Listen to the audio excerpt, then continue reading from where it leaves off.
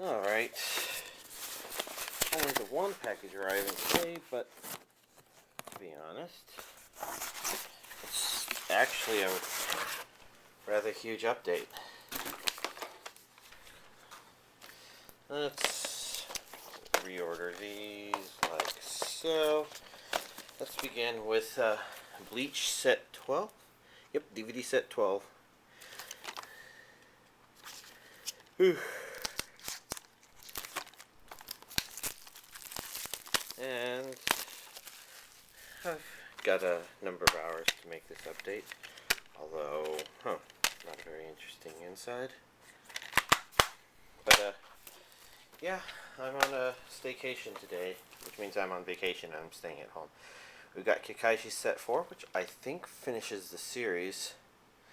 I'm going to have to push my friend a little harder to start watching this, because finishing this series, well, I just don't want to leave too many unfinished series if I can help it. And this one was pleasant. Although Viz doesn't have very spectacular individual DVDs, I guess. The DVD releases themselves are fine, though. Well, those are two Viz releases. And then next up we have the Mardock Scramble, the first compression director's cut. Special edition director's cut with new extended scenes. And the Blu-ray version. And I never watched the original, and right now I'm actually kind of glad I haven't yet, because now I get to watch it side by side with this, and pretty much come up with a pretty good idea of what those additional changes will actually be. That's something, a practice I did not start doing until Kite. So we've got the disc like that, and like that. They're like the same thing. Side by side. Except one's the DVD and one's the Blu-ray. I assume this director's cut stuff probably came from it's sort of similar to like Evangelion 1.01 and 1.11 in that 1.01 was the original theatrical release, DVD release of the first Evangelion rebuild movie, and 1.11 was probably the Japanese Blu-ray release, which cleaned up a bunch of stuff. Oh well, anyways, that's what arrived today. Before we get to the other new stuff, since those are actually kind of big and discussion worthy, I also got the last two DVDs of Zoid Chaotic Century. As you can see here, episode 67, although I did not double check to see how many episodes there actually were of that, so I'm only trusting my understanding. And let's get with the rest of this stuff. Let's begin with a rather strange, unpredictable release that y'all might not have guessed.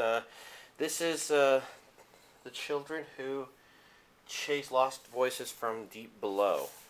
This would be Makoto Shinkai's latest movie.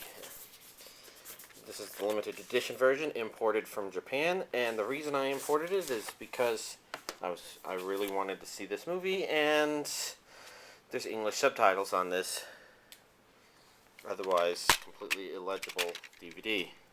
As you can see, it came with what I believe to be film cells, but they could always just be mock film cells or something. I don't know for certain. It's got two discs, but I've only watched the main movie with this. I think this could be the individual release, and the limited edition comes with this booklet, which I'm actually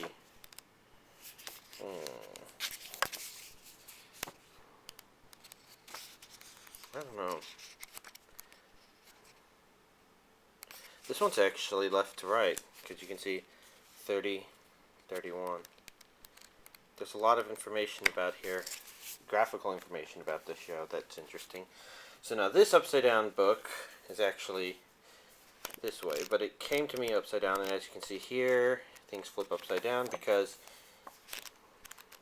that side. I don't know if that's normal or not, but there we go. I can't read any of the text since I don't speak or read Japanese, but I do know how to use Google Translate and stuff like that. Blah blah blah. Anyways, since I begun importing more Blu-rays from Japan, that wasn't the only thing I got either. This is 5 centimeters per second, the Japanese Global Edition release, which is more recent. I think Wikipedia even mentions it, and it's actually quite noteworthy in that it's got both the dub and English with subtitles, and the dub it has appears to be the newer dub, whereas I've got the DVD with the older dub that was released longer ago and is rarer and harder to find, unless it's less valued right now. I mean, I think the makers asked them to redub it, and well, I'm not quite sure what to say about it without going into detail about the anime. But as you can see here, this is actually even more noteworthy than I thought before. I was getting this because it was a Blu-ray release of 5 centimeters per second, but actually it also has Voices of a Distant Star and She and Her Cat on it. Voices of a Distant Star being my favorite animation from Makoto Shinkai. And all that came on this neat little one-disc release, which comes with a booklet that has some English text. Almost like they were expecting this to be imported. Especially since it reads left to right. Except, of course, no. There's Japanese, English, a bunch of English information there. I don't know. That was actually a rather unexpectedly happy find, because, well, I guess Voices of a Distant Star doesn't necessarily look any better on a Blu-ray. You know, I guess I can still say that I have it on Blu-ray now. Oh well. Anyways, let's go to the thing that many of y'all were probably actually more wondering about. And that would be the Fate Zero Blu-ray Disc Box 1. I'm keeping this rubber band with it because this English translation booklet that came with it, well, I couldn't fit it in the box. I could fit it in the bag, but then the bag was taped shut, so I'm using the rubber band to hold it shut. You're right. That's right. This is not my first time looking at this. This is actually my, I don't know, I've opened it up twice before, so this will be my third time opening it up. It always opens up to the middle there where the insert is. There's a lot of text here. There's an entire booklet in there, so this is probably a translation of that, which is very important in terms of, I guess, getting the most bang for your buck out of this thing. But let's face it, this monster, I'm actually kind of curious how many people actually bought it, because, or at least people here in the US, because it is expensive. This is probably an image more closely associated with its release, but this appears to be the front.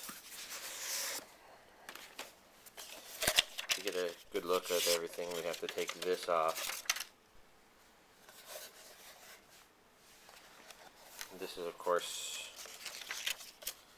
going to keep on forever and ever because it has all the information about it. Whatever.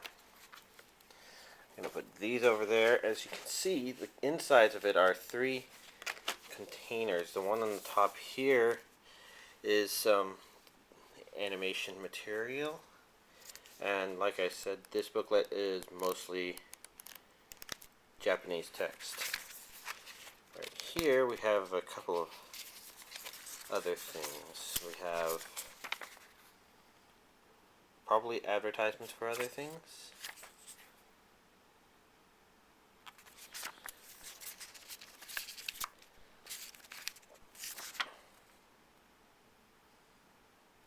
I have no clue what these say. I'm mostly curious about when the second Blu-ray box set's going to come out. Not necessarily because I want it ASAP. I haven't actually watched the content yet. I see. This one is, is that a date? 7.7.8? No.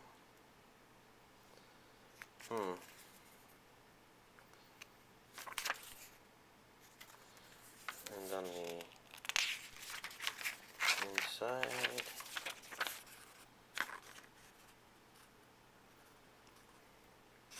this will be stuff that either y'all will tell me about or I will research. I'm paying much closer attention to the Japanese Amazon market simply because there's a possibility I may have to get my Gundam Unicorn releases from there now. In this smaller booklet we have the 2 CDs. As long as a piece of paper I cannot read. We have the Fate Zero Original Soundtrack 1, and we have Drama CD 1. This one is probably all in Japanese, and since there's no subtitles, probably unreadable. Maybe the English translation booklet has their content. Oh, nope. Having trouble keeping these stable over here. I don't want these falling down like a lot of my stuff tends to. There we go. And down here, we've got symbols, maybe associated with the various characters. I only vaguely remember Fate Stay Night, just enough to spoil it. As you can see here, we've got the 5 Blu-ray discs with the contents of the series. They kind of go as follows. This has the first episode, then each of these has another 3 episodes. The reason for that is probably because the first episode is twice as long as an average episode.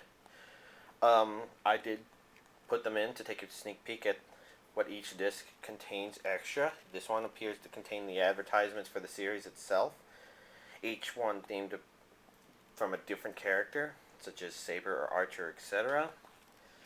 This one has the advertisements for the Blu-ray box set that you see here, again told from using the different characters to advertise. And then the 3rd, 4th, and 5th have the Fate Zero specials 1, 2, and 3. They're just 10-minute episodes that contain information about the series itself, I guess. I'm not entirely sure, because I haven't watched any of this yet. It's a high priority watch, but that ended up getting a slightly lower priority to watching this and figuring it out. And since I got it, I've been meaning to rewatch all the Makoto Shinkai stuff in order to have a more coherent understanding of what exactly my thoughts and opinions on all his works are. Why Voices of a Distant Star is my favorite, and at the same time I also wanted to watch this since I was going to be watching it all, and I wanted to discuss it today with y'all. I might not be able, or I might not start Fate Zero until tomorrow, or maybe late tonight, simply because it will require the usage of my Blu-ray player, and I want to be able to